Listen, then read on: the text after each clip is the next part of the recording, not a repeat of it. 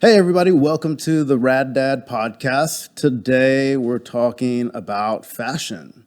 So it's one of the things that I love. I love dressing up. I love dressing down. I think there's great ways to make both work for you. So I brought in a good buddy of mine, Will Russ, also my personal tailor, and several of my friends use him as well. He's with R6 Clothier. And he has kids, 4 kids, and a wife, and he'll tell you a little bit more about behind the name of his company and what he does. And we're talking everything fashion today, what we're seeing, old trends, new trends, and how we pass that down to our children. So I remember my dad didn't even teach me how to tie a tie. I had to learn from other people. So it's different things like that, the small things that we've constantly talked about on this podcast that we should pass forward to the next generation. So Will, tell us a little bit about yourself and what you do, how you got into it. Yeah, thanks so much for having me on. So I started in this business right out of college. I actually started in it the week I graduated from college. So graduated from A&M just like you, got a finance degree, but we can get into the story a little bit more, but I found the company I was with just that summer when I was looking for jobs. So started in that business in 2002, and 20 years later, absolutely love the business. It's been really rewarding, really challenging, but about 18 months ago, I started R6. And the story behind R6 is it's my family, so the Russ 6. So I just wanted something that every day I could see them and remember You know what you were working for. why I'm doing it, what I'm doing, who I'm working for. So and it's been a great ride. Been a lot of fun.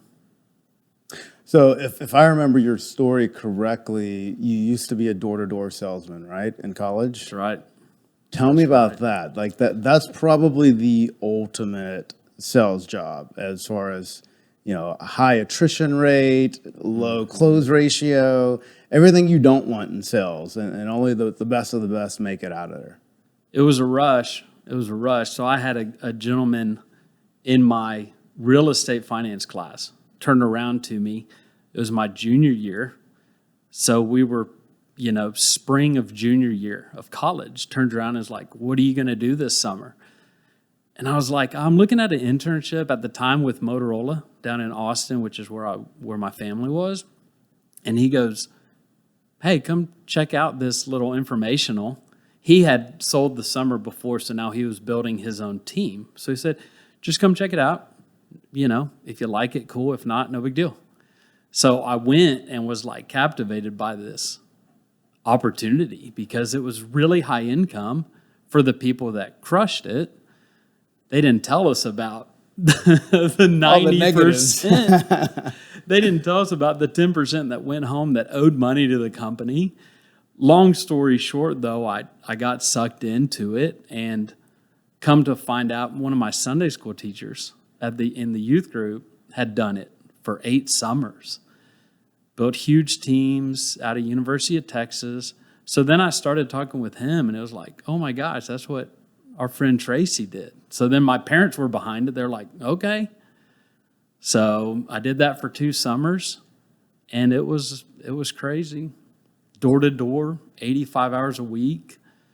But I was number 9 my first summer out of about 1,500 students. Oh, wow. I didn't know I was going to be good at sales. So that was a shock for me. It was a shock for my parents, like, oh my gosh. What were you selling? I mean, my only knowledge of door-to-door sales are old school vacuum cleaner salesman. And then, I've also seen, what was the other one? Knives. Yep, you've got the Cutco knives. Yeah, Cutco knives. You've got Kirby vacuums. So we were selling educational books. So the company was founded in the Civil War times, and they sold Bibles door to door. So the company's evolved over the 150 years that they've been around, and so they've developed a set of handbooks to help kids with schoolwork. Okay. So our punchline was like, have you ever tried to Google how to solve an equation? It's like, what are you going to come up with? So they built handbooks that kind of help break stuff down. And it was just a quick reference guide. Then we had kids' books and some software at the time, which was 2001, 2002. As you can imagine, they're still going strong, but it's almost all digital. all software, all digital subscription where you can get onto their portal and access all the information. But at the time, I mean, 2001, 2002, it was books, and it was a rush. It was crazy, highs and lows, like you can't believe. Yeah, it reminds me of that episode on Friends where I don't remember if it was Penn or Teller. I'd never know which is which. But he was trying to sell Joey encyclopedias, and Joey didn't have any money. Yeah. He's like, well, what can you buy? What do you have? He's like, $50. I'll give you the W. Yeah, that's it, man. It was, are y'all selling encyclopedias? That was the common response we would get. We're knocking on doors, but we would knock on 45 doors a day. So you were in the spin cycle for sales, how to get good at sales. Sure. 20-minute, 30-minute sale from meeting to closing, and they were writing us personal checks. And then we were delivering the books at the end of the summer. So it was a great learning, certainly a great learning ground. No, and I can imagine how much you would learn in a job like that, and taking those lessons and being able to pass them on to your kids. I mean, we all talk about the jobs that we're successful at or that we love, but we rarely talk about the jobs that we were unsuccessful at, or the ones we didn't like. So I enjoyed being a CrossFit gym owner, but it ultimately didn't work out. One, because we had moved from Little Rock, Arkansas to Dallas, and some circumstances happened with the manager we had on board, and we had to shut down. So I view it as a failure in my book, but I learned so many lessons from it that I can pass on to my son. Yep. And that goes from vetting out people a little bit more when you're hiring them, and really setting a schedule and having tasks to do every day. And as an entrepreneur, I found myself being the CEO, CFO, the janitor, the fix-it guy, and the coach. So it was a little tough. And I always tell people I'm now like the antipreneur. I don't like entrepreneurship for myself. I fit best when I'm allowed the autonomy, but also have the backing of a company, which I feel is why I'm great at my job. I still treat it as if it's my own company when it comes to the money I'm spending and checking up on the ROI of what we spent or what I've spent. And it's I learned so much from failing as a business owner that makes me now a great business owner. I think some people use the term intrapreneur. You're an entrepreneur inside a larger company. So tell me about what you learned from that and what you would pass to your kids from that knowledge. Yeah, so I think the big lessons, we called it the book field. So when we were on the book field, it was all about persistence. It was all about, we would say the answer's behind the next door. And it's such a metaphor for life. It's such a metaphor for any business that you're in. Then the next best opportunity is right past that last no. So, I would get the metrics worked out, 30 conversations a day to get 2 yeses. So if you stopped at 28, well, your next 2 were right there, but 28 no's, most people can't handle that.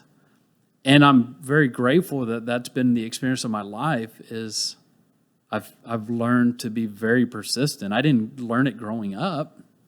So it was something that first summer that I took the risk and went and sold books door to door straight commission, where I grew the most and recognized that I'd say number 1 was persistence. But number 2 is that people out there are kind. And I think that in today's society, like, we see the worst of it. It's, that's what's broadcast. It's not that people are generally good. People are generally trying their best. And I saw that on the book field because one summer I was in very poor. I'm talking one of the poorest counties in Tennessee. Then the second summer I was in the second richest county in Tennessee. So I go from knocking on literally trailer parks, door after door, to multi-million-dollar houses and getting to learn that people are just people. And I mean, Sure. certainly try to teach that to my kids is like, people aren't trying to be whatever we see broadcast on the news. Like, people are generally good. So that was a very good lesson to go through in college, for sure. No, and like I said, we learn so much in the different jobs that we have over a career. And one of the things that I've learned, and then hearing you talk about it as well, is people are just people. And it's one of the reasons that I started the podcast was we need that human connection again. And we need people to understand that humans are just humans. Whether, you live in Highland Park or you live in a trailer park. They're still people, and they're still there to talk to, and they're there to be treated with kindness and with love. And that's what I try to show my son as well, is pass that down. And it's, everyone refers to it as the golden rule, do unto others as you have others do unto you. So it really takes a deeper meaning when it comes to our work and showing our children that. And I remember, our kids aren't perfect, and you have to get them back in line with the family values. And I still remember this past year during the book fair, my son Christian had we don't put a cap on how much you can spend at the book fair because it's books. Right. Yes. But our finances also allow us to do that. So his mother contributes money, I contribute money, and they have it in a little digital wallet now for book fairs. So Christian had over $100 that he could buy books with. And then one of his classmates, she had 3 items. And she's like, look at what I got, Christian. And unfortunately, his response was, that's it? And I immediately called him over to the corner because I was volunteering at a book fair. And I was like, that's not how we respond. That may be all her parents could afford. And you just ruined her excitement. And luckily, the young girl had thick skin and didn't even shrug her shoulders at what Christian said. So I was extremely grateful for that. But it was a teaching moment. Even when, as a father, you're like, no, it's not how you're supposed to react. I failed you somehow, but now it's a teaching moment.